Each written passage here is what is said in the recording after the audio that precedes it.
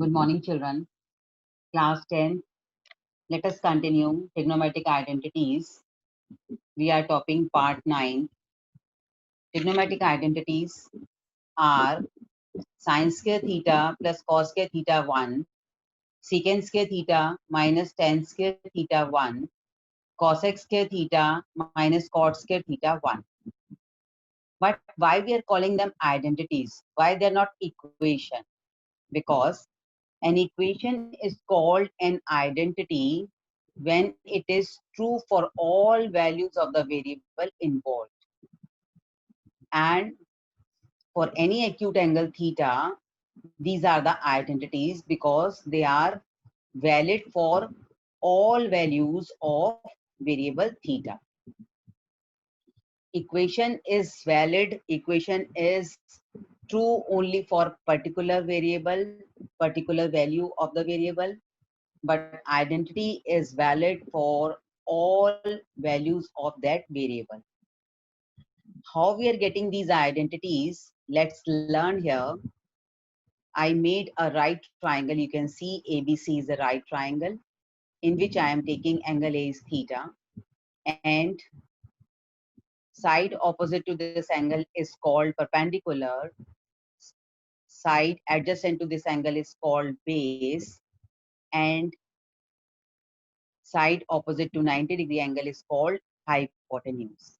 So in this right triangle ABC, angle B is 90 degree, angle A theta, AB is base, BC is perpendicular, and AC is hypotenuse. By Pythagoras theorem, we know perpendicular square plus base square equal to hypotenuse square, or base square plus perpendicular square equal to hypotenuse square. By dividing both the sides by AC square, what we are getting? AB square upon AC square, BC square upon AC square, and AC square upon AC square. Square common in all, that's why we took square common. But AC cancelled, one is left, and AB upon AC. AB upon AC means B upon H, and B upon H is called cos theta. That's why we have written here cos theta. BC upon AC is P upon H, which is called sine theta. Means first identity what we have now, sine square theta plus cos square theta equal to 1.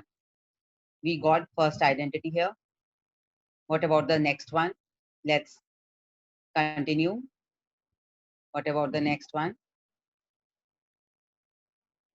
The same Pythagoras theorem, we are having AB square plus BC square equal to AC square, dividing both the sides by AB square.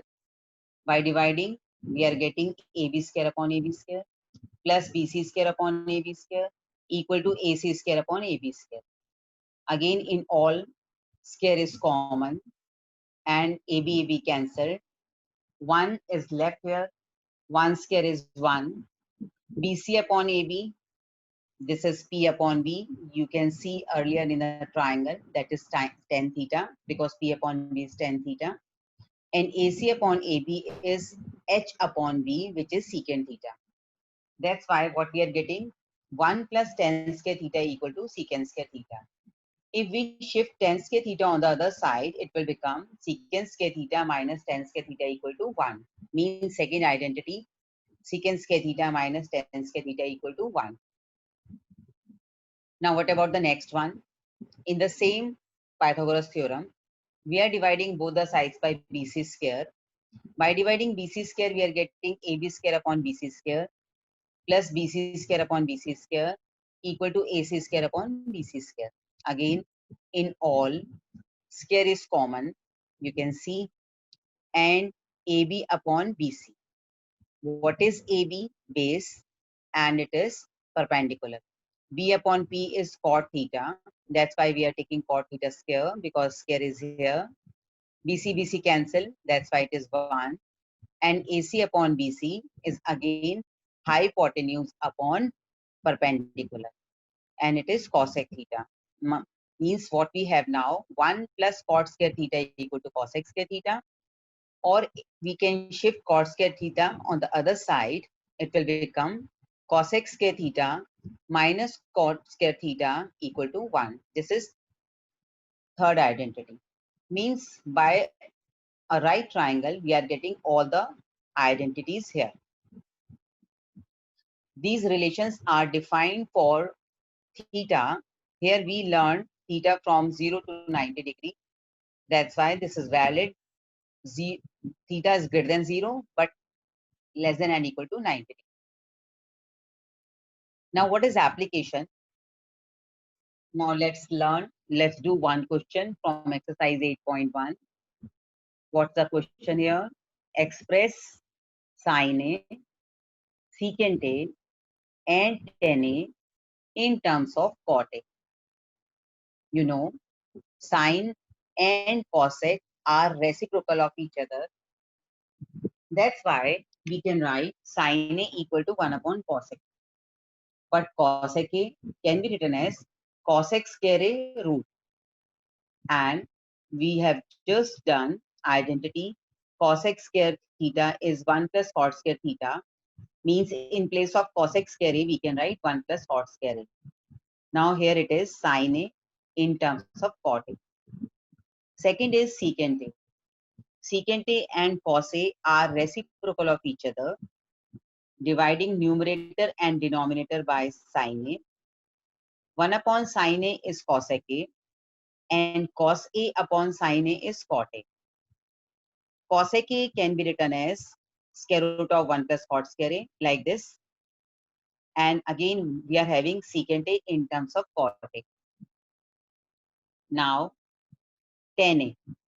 Tan A and cot are reciprocal of each other. That's why we can write tan A equal to 1 upon cot A.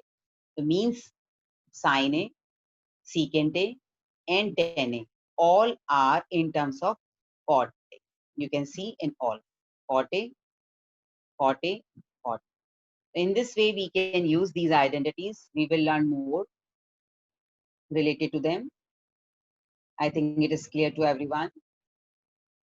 Okay, see you later. Bye-bye.